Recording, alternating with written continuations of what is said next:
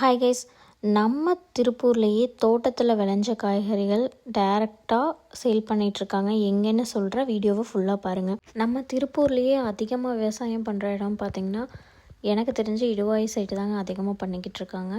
இன்னுமே அந்த மரங்கள்லேருந்து எல்லாமே அதே மாதிரி இருக்குது. நிறைய பேர் இந்த சைடு ஃபுல்லாருமே அக்ரியில் தான் இருக்காங்க. இந்த ஜென்ரேஷனில் இருக்கவங்க கூட அந்த அக்ரி இதை விடாமல் பண்ணிகிட்ருக்காங்க.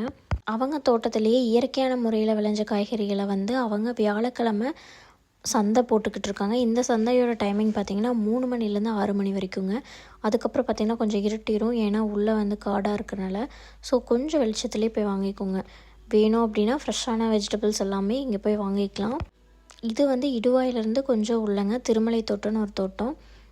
இப்போ நான் காமிச்சிட்ருக்கிறது எல்லாமே அவங்களோட பிளேஸ் தாங்க, அவங்களோட தோட்டம் எல்லாமே லைனாக பார்த்திங்கன்னா அவங்களோட தான் இருக்கும். இங்கே பார்த்திங்கன்னா கத்திரிக்காய் செடியிலேருந்து இருக்குது.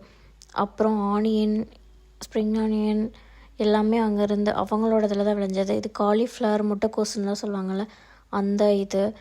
அப்புறம் அவங்களோட இதில் பார்த்திங்கன்னா நிறைய காய்கறிலாம் வச்சுருந்தாங்க. ஸோ உங்களுக்கும் இந்த மாதிரி இயற்கை முறையில் விளைஞ்ச வெஜிடபிள்ஸ்லாம் வேணும் அப்படின்னா கண்டிப்பாக இங்கே போய் வாங்கிக்கோங்க.